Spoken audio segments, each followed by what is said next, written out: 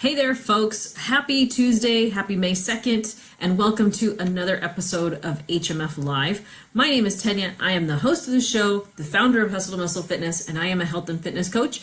And I'm here because I love to teach people. I'm passionate about health and fitness, and I like to help you guys, however I can, live a healthier and happier life. So hopefully through this, I do that.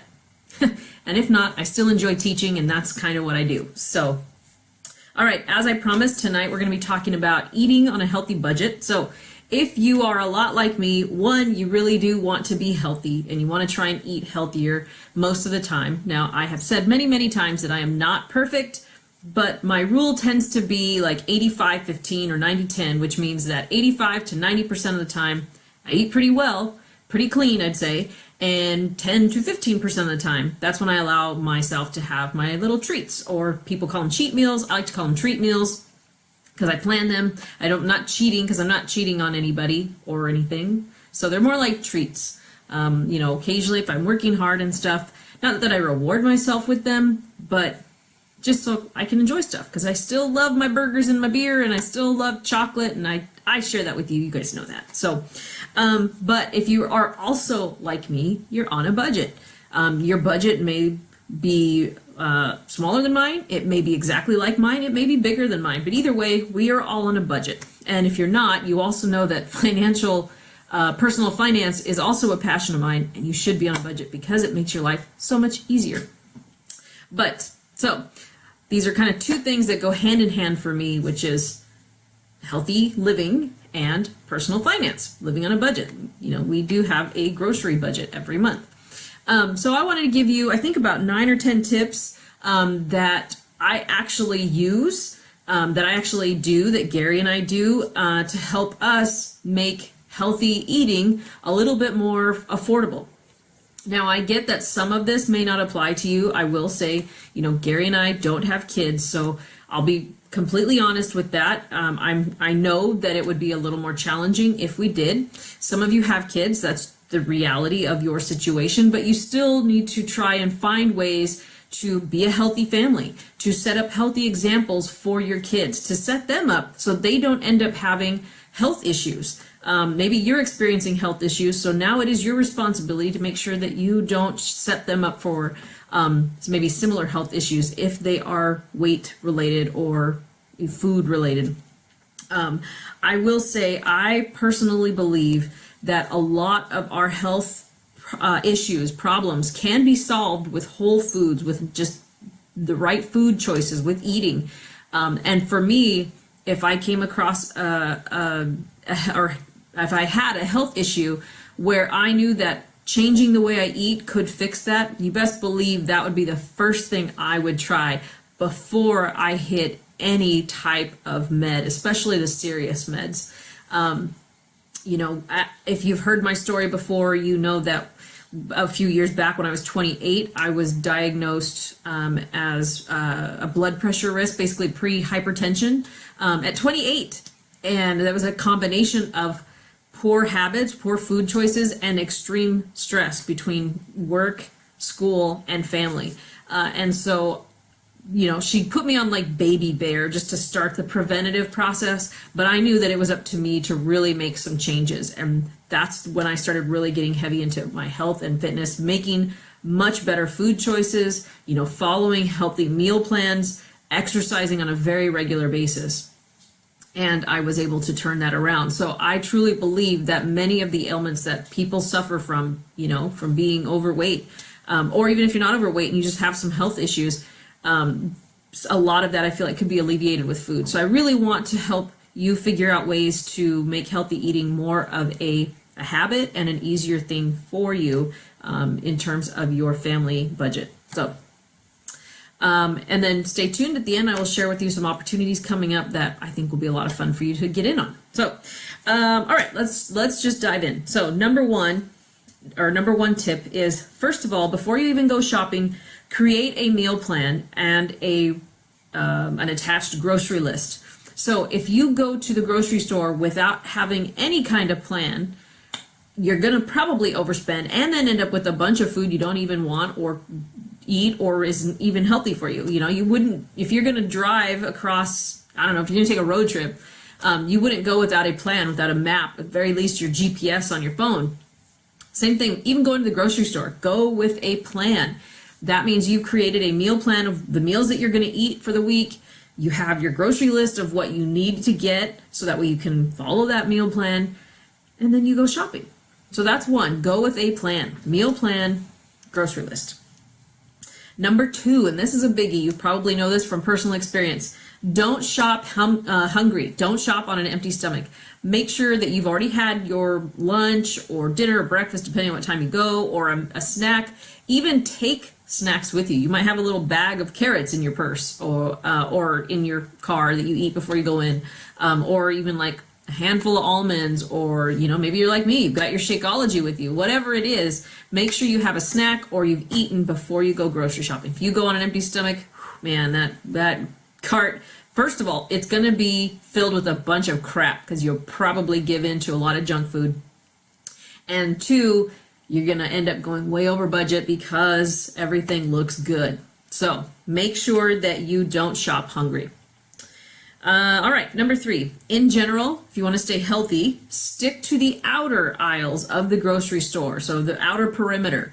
Try not to spend too much time on the inner aisles, because if you think about it, on the outside, that's where you've got your produce, you've got your meat department, and very little like deli if you need to pick up some specific things. Very few things you actually need to go inside the aisles for. It might be like spices, maybe you need like olive oil, coconut oil, something like that. But in the aisles, that's where all of your processed foods are. Your chips, your candy, your cookies, breads, pastas, all that kind of stuff that, you know, for the most part, really trying to stay away from. So stick to the outer aisles as a general rule of thumb.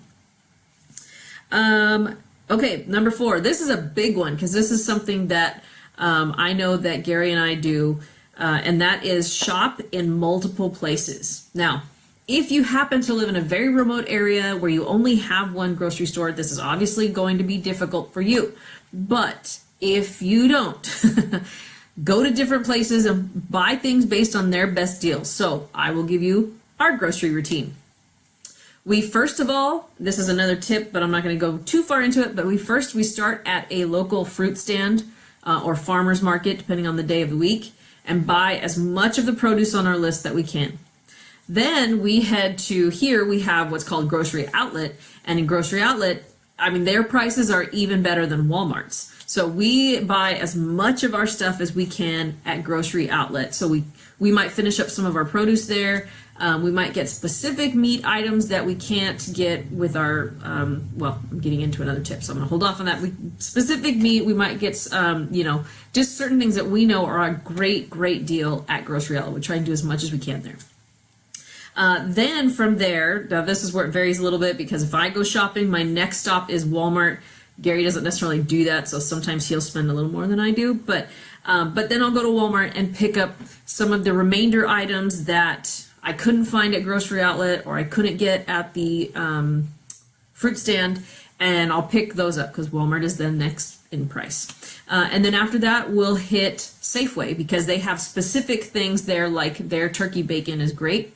Their brand, but I've recently found that at Walmart for about the same, if not a little less. So Safeway is only for very specific items that we just could not find at the other stores. So that's what we do. We hit 3 to 4 places when we do our grocery shopping, and I encourage you to do the same because one store just doesn't have all the prices. It doesn't have a beat across the board. It just doesn't. So you might have a Winco. I've heard Winco is very affordable. I've heard that Whole Foods is super expensive, even though it's really healthy. So you just have to know your market, know your area. So, all right, that was number 4. Number 5, if you have a larger family, like I was referring to before, you have kids, buy what you can in bulk. That's going to be more of your dry goods. Or if you do have a family that goes through a lot of produce, maybe you get vegetables, fruit and stuff, you guys go through a lot of it quickly, then you might want to buy produce in bulk. You know, places like Costco, or we have Cash and Carry is another bulk place. Gary and I, it's just the two of us, buying in bulk, for the most part, doesn't work because we can't get through produce fast enough. We can't necessarily get through a lot of dairy fast enough because, one, lactose intolerant, so I'm not eating much dairy anyway. So we actually stopped using and canceled our Costco card because we just don't shop there enough. But if you have the case where your family is bigger and you do go through a lot of stuff, buy in bulk. All right, number 6. I referred to this a minute ago. Use your local farmers markets and your local fruit stands to get as much of your produce as possible. Not only are you getting probably higher quality stuff that's fresher, I mean, it's going to be more from straight from the crops from the fields, as opposed to being grown somewhere else and then processed, packaged, stored in a truck or a warehouse, and then shipped to whatever store you bought it from. Who knows, it's been, maybe it's been that way a few weeks from a warehouse or something. So that's one. You're supporting local business, which is always good to put back into your local economy. But you're going to save so much money. We go to a fruit stand out in Wapato and called Rembrandt's, shout out, by the way. And we will spend what we get in produce there for, let's say, $15, tons of different stuff. I mean, spinach or lettuce, carrots, apples, onions, whatever.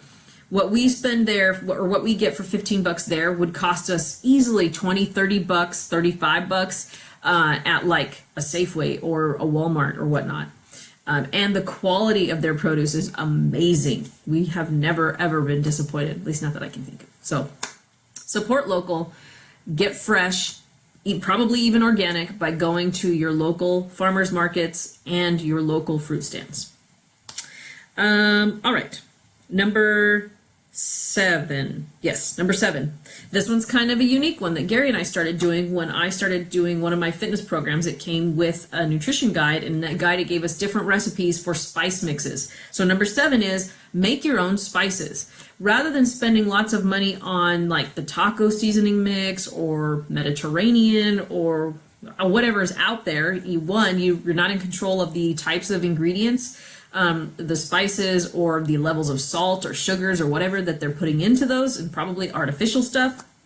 But they also cost kind of a lot. I mean, like, I don't know, probably easily like $1.30, $1.50 for one little packet of spice.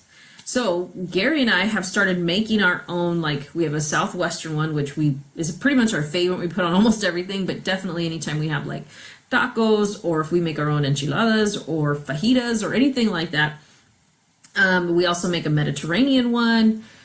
We have an all spice or an all seasoning mix, and we'll make pretty good sizes of it, and it lasts us for a while.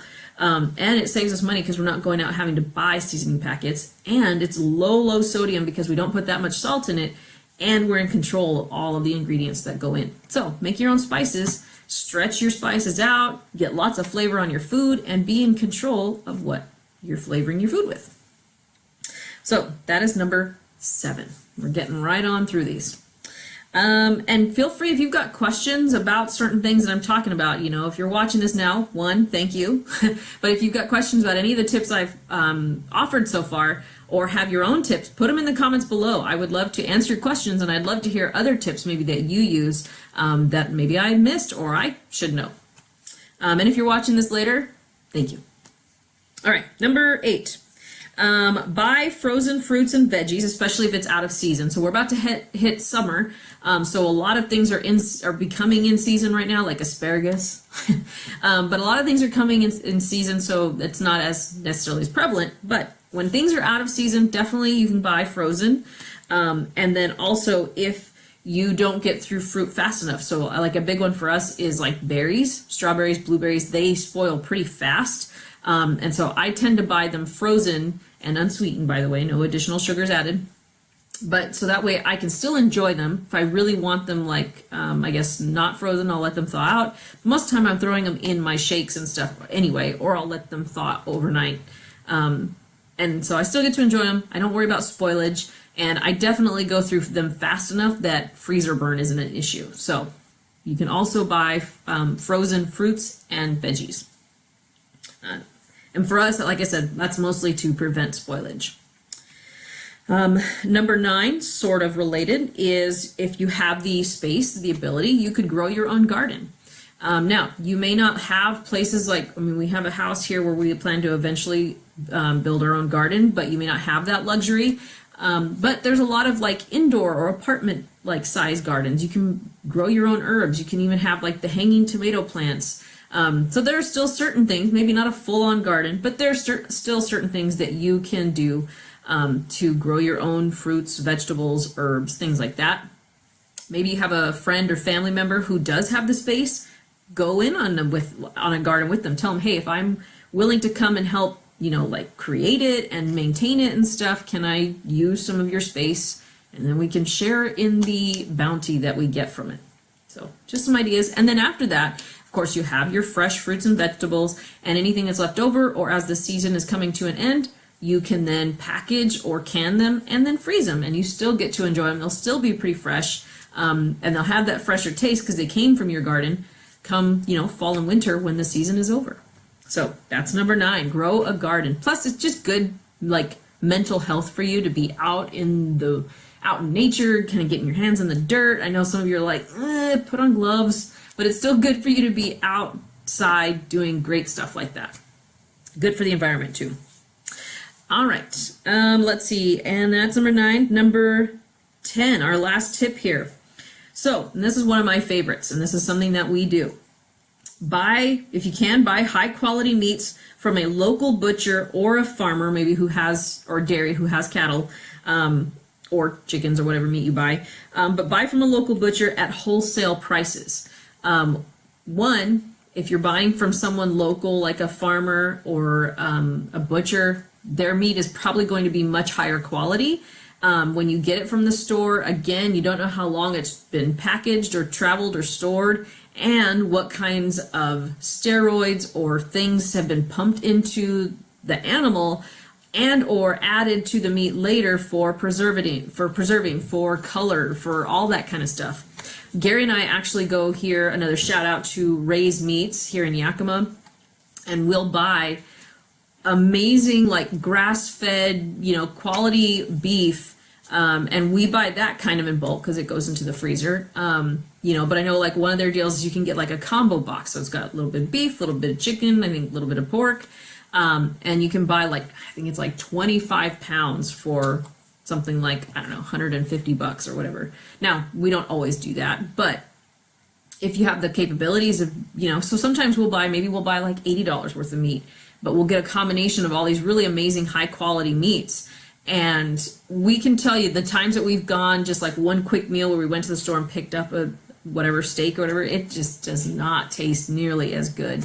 And even the color looks kind of weird. So if you have the ability, like a local butcher or something, again, support local, but get amazing tasting and good for you quality meats. So, and that's another way that you can kind of get more out of it and save some money. So those are the 10 tips. I hope that these have been helpful to you if they're not things you're doing already. Again, if you have other tips that you are implementing in your practices, comment on this video below, because I know I would love to hear. I'm always looking for more ways to save money because I'm not giving up healthy living.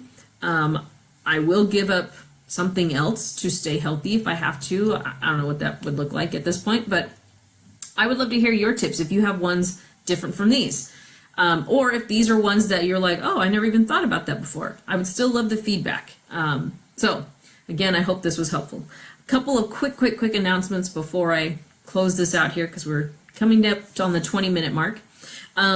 So one, we've just kicked off the Summer Slim Down Challenge as of yesterday. So we've got lots of people working hard, and that's great. And I'll probably do shout outs later this week. So if you missed the boat on that, no worries. I have a Summer Slim Down Booty Challenge coming up on the 15th. That's a 2-week challenge. You will get daily fitness challenges, exercises, and then also a 14-day meal plan. And it's all free.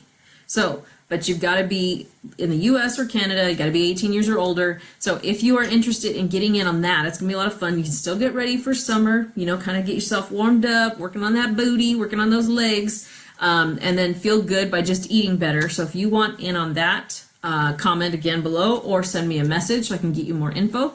And then also on the 10th, I'm going to be doing a live, like a 30-minute look into the coach life. So I will be creating the event page for that here. If you would like to know more about what I do, how you might be able to get in on helping other people, because I definitely need help reaching more people. And if you would like to know what I do and how to do that, definitely check that out. So as soon as that event page goes up tonight or tomorrow, hit RSVP so that way you get in on all of the action, get your questions answered, and have a good time. Who knows, maybe I'll throw in a prize. We'll see. I do like to give stuff away. So that's what's coming up in the next couple of weeks. So if you want to be in on any of that, make sure that you comment or send me a message so I can get you all of the deets. So, all right, folks, that's it. As always, whether you're watching live or you're watching later, I appreciate your time. I try to do as much as I can to provide you with information that's useful. As my grandpa used to say, he used to think that I just like to talk, or I just like to hear myself talk. And that's not true most of the time. I hope this was helpful. Please leave me feedback and share this video with your friends if you know of people that are also trying to live healthy and trying to, manage that budget. Share this video, tag people in it, let them know that there are tips, there are ways out there that they can do this.